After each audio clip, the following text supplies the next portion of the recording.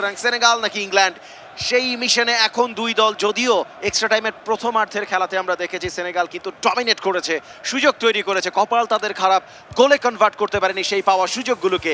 এই মুহূর্তে তারা সেই সুযোগটা নিতে চায়। ওয়ান্স এগেইন সেনেগালের good passing football, where is Sadio Mane. এই তো যাবে এই মুহূর্তে কিন্তু পেছনের দিকে কেন করে ভাই, পেছনের দিকে কেন যায়?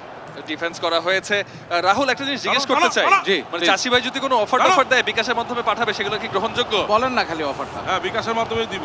বলেন অফারটা বলেই দেন না, বলেই দিব বিকাশের মাধ্যমে। যে অফার দিবেন এখনই করে দেখাচ্ছি আমরা।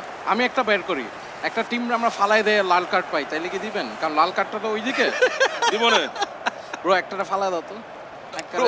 স্টার্লিং রে যেমন ফালাই দিছো, তো মারামারি করার জন্য স্টার্লিং রে যেমন ফালাইছো না, একদম পুরো মুভি গ্যাংস্টারদের মতো রাহুলের ডায়লগ চলছে। রকস্টার, গ্যাংস্টার এবং দিন শেষে মাঠে তারা কিন্তু এই মুহূর্তে বেশ চড়াও, সবকিছুর স্টার ওরা, গ্যাংস্টার, রকস্টার, মারামারির স্টার, এবং আমরা ম্যাচের শেষেও স্টার হব এই মুহূর্তে। আক্রমণে ইংল্যান্ড, তবে না, শেষ পর্যন্ত বলটা কিন্তু বের করে নিয়ে গেছে। আবারও কাউন্টার অ্যাটাকে, কুইক কাউন্টার হবে কিনা? Excellent move. এখনো পর্যন্ত একটুখানি মানে মনে হলো সামনে যাকে বাড়িয়েছেন কে ছিল সেখানে, উদ্দেশ্যবিহীন একটা বাড়ানো বল। হ্যারি কেইন বাড়িয়েছেন, বেলিংহাম, ফিল ফোর্ডেন এখনো নিজের নিয়ন্ত্রণে। তবে কুলিবালিকে ফাঁকি দেওয়াটা এত সহজ কাজ নয়। দিয়া সেখানে ছিলেন, তিনি কিন্তু রাইট ওয়েতে নেগোশিয়েট করেছেন। এবার আক্রমণে সেনেগাল, সাদিও মানে একাই বল নিয়ে এগিয়ে যাচ্ছেন, একাই 100, একাই 200, একাই 300 নামটা চলছে। তবে সুযোগ কিন্তু বেরোচ্ছে না। ইংল্যান্ডের ব্যাকলাইন যথেষ্ট মজবুত, কিন্তু পজিশন রাখছে সেনেগাল, তাদের কাছে রয়েছে এখনো সেনেগালের নিয়ন্ত্রণে বল। এবারে লুজ করে ফেলেছে, ইংল্যান্ডের পায়ে বল ফেরত। পিকফোর্ড ব্যাক পাস দেওয়া হয়েছে তাকে, চিলওয়েলকে দিলেন লেফট ফ্ল্যাঙ্কে, সোজা পাস দিয়েছেন, মাউন্ট রয়েছেন সেখানে, সোজা দৌড়াবেন। কতক্ষণ এই জোর থাকবে? কুলিবালি ট্যাকল করেছেন, তাকে পাস করে চলে গিয়েছেন। এক্ষেত্রে মাউন্ট ক্রস করা হয়েছিল, ডেঞ্জারাস বলেন, কিন্তু সেখানে শেষ প্রান্তে হেড করবার জন্য কেউ ছিল না। এবং এরই সাথে এক্সট্রা টাইমের দ্বিতীয় অর্ধের খেলার সমাপ্তি। স্কোর নরমাল প্লেতে 90 মিনিটসে যা ছিল তাই। সেনেগাল 1, ইংল্যান্ড 1, এবং রাউন্ড অফ 16 এর ম্যাচ চলে যাচ্ছে পেনাল্টিজে।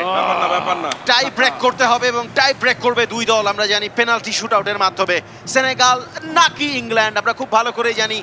ইংল্যান্ডের গোল পোস্টের নিচে থাকবেন পিকফোর্ড, সেনেগালের মেন্ডি, দুজনে ইংলিশ প্রিমিয়ার লিগের গোলকিপার। সুতরাং কে সেই সুযোগটা নিতে পারবেন? মেন্ডিকে আমরা জানি is a very good one. একই সাথে পিকফোর্ড, তিনিও কিন্তু তার সেরা সময়টাই এই মুহূর্তে পার করে যাচ্ছেন। পেনাল্টি শুটআউটের প্রথম শট, ইংল্যান্ডের রাইস তিনি তৈরি, এবং একই সাথে পোস্টের নিচে মেন্ডি, প্রথম বল এক্সিলেন্টলি এক্সিকিউটেড। চমৎকার একটা ক্লিনিক্যাল শট এবং প্রথম বল থেকে গোল। ওয়েল, রাহুল কিন্তু টাই ব্রেকার এসেও ফেলে দেওয়ার কথা বলছিল। গায়ে পেনাল্টি কিকটা নেবেন। ও দারুণ কিক, দুর্দান্ত কিক, জোরালো কিক। ওয়ান ইচ রাইম স্টার্লিং মিস করবেন কিনা আমার কাছে মনে হয় তিনি কিছুটা হলেও নার্ভাস। মেন্ডি রেডি এবং মেন্ডি উৎসাহে মাটিতে কেন পড়ে গেলেন? অসুবিধাটা কি ভাই?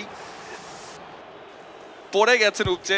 ও রাইট প্রান্তে মেরেছেন এবারে পিকফোর্ড, কোনো দিকেই জাম্প করেননি।